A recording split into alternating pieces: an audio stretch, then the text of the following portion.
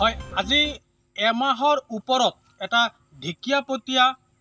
বাঘে সন্ত্ৰাসৰ সৃষ্টি কৰিছে নগাঁও জিলাৰ জুৰিয়া আৰু ডিঙৰ বিভিন্ন অঞ্চলত। দেখা গৈছে এই ঢেকিয়াপতীয়া বাঘটো প্ৰথমতে লাওখোৱা অভয়াৰণ্যৰ পৰা ওলাই আহি জেঙনিত দুজনকেই মানুহক আক্ৰমণ কৰিছিলে। প্ৰথমতে দুজন মানুহক আক্ৰমণ কৰিছিলে আৰু আক্ৰমণ কৰি আহত কৰিছিলে আৰু ইয়াৰ পিছত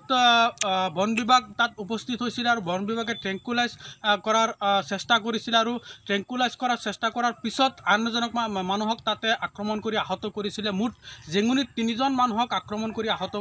কৰিছিলে আৰু ইয়াৰ পিছত বাঘটো তাৰ পৰা পলায়ন কৰিছিলে। বন বিভাগৰ চকুৰ আগৰ পৰা বাঘটো তাৰ পৰা পলায়ন কৰিছিলে আৰু তাৰ পিছত প্ৰায় 6-7 দিন বাঘটো আচলতে লুকাই আছিলে আৰু লুকাই থকাৰ পিছত জুৰিয়াৰ পুঠিমাৰিত পটল খেতিত কাম কৰি থকা অৱস্থাত এজন বৃদ্ধক আক্ৰমণ কৰি আহত কৰে আৰু আহত কৰি সেই বাঘটো এটা মৰাপাট খেতিত আশ্ৰয় গ্ৰহণ কৰে আৰু গোটেই দিন সেই মৰাপাট খেতিতে বাঘটো অৱস্থান কৰি থাকে আৰু তাত গোটেই দিন তাত বন বিভাগৰ লোক তাত উপস্থিত আছিলে, কিন্তু বন বিভাগে তাতো বাঘটো কৰায়ত্ব কৰাত বা আবদ্ধ কৰাত ব্যৰ্থ হৈছিলে। তাত বন বিভাগে সুবিধা পাইছিলে ট্ৰেংকুলাইজ কৰাত, কিন্তু কি কাৰণত একোকে ক'ব গ'লে অজ্ঞাত কাৰণত বন বিভাগে ট্ৰেংকুলাইজ নকৰিলে আৰু তাৰ পৰা বাঘটো যেহেতু সেই মৰাপাট খেতিটো দুটাকে জেচিবিৰে সম্পূৰ্ণ ধ্বংস কৰাৰ পিছত বাঘটো তাৰ পৰা পলায়ন কৰি কেইবাদিন লুকাই থাকে আৰু লুকাই থকাৰ পিছত বাঘটো ডিং কলেজৰ সমীপত এজন বন বিভাগৰ কৰ্মচাৰীক আক্ৰমণ কৰি আহত কৰে আৰু আহত কৰি সেই বাঘটো পিছত আঠগাঁৱলৈ গুচি যায় আৰু আঠগাঁৱত তাৰ পিছৰ পৰা আঠগাঁৱতে বাঘটো অৱস্থান কৰি আছে আৰু দেখা গৈছে আঠগাঁৱত কেইবাটাও গাহৰি নিধন কৰি ভক্ষণ কৰিছে, শিয়ালো নিধন কৰি ভক্ষণ কৰিছে আৰু আঠগাঁৱত প্ৰায় 5 কিলোমিটাৰ এৰিয়ালৈ বিস্তীৰ্ণ এটা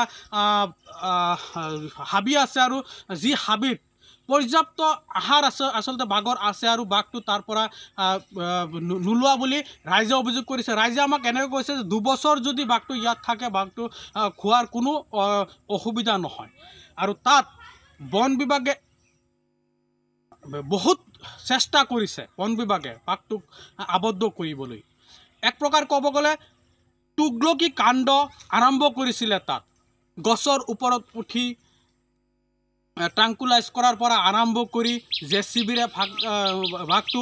আবদ্ধ কৰা বা জাল পাতি বাঘটোক আবদ্ধ কৰা, এনে বহুত কাম বন বিভাগে কৰিছিলে। বিভিন্ন ঠাইৰ পৰা বিশেষজ্ঞ অনা হৈছিলে, সুন্দৰবনৰ পৰা জাল অনা হৈছিলে, কিন্তু সেই জালৰ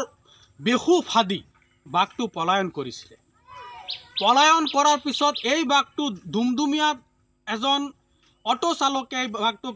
সন্ধিয়া প্ৰত্যক্ষ কৰিছিলে আৰু তাৰ পিছদিনা আকৌ সেই বাঘটো আঠগাঁৱতে গুচি গৈছিলে। আঠগাঁৱত ডিং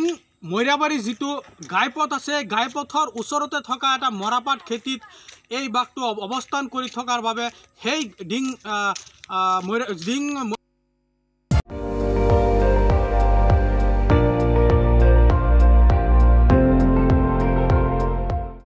আপুনি চাই আছে ND24,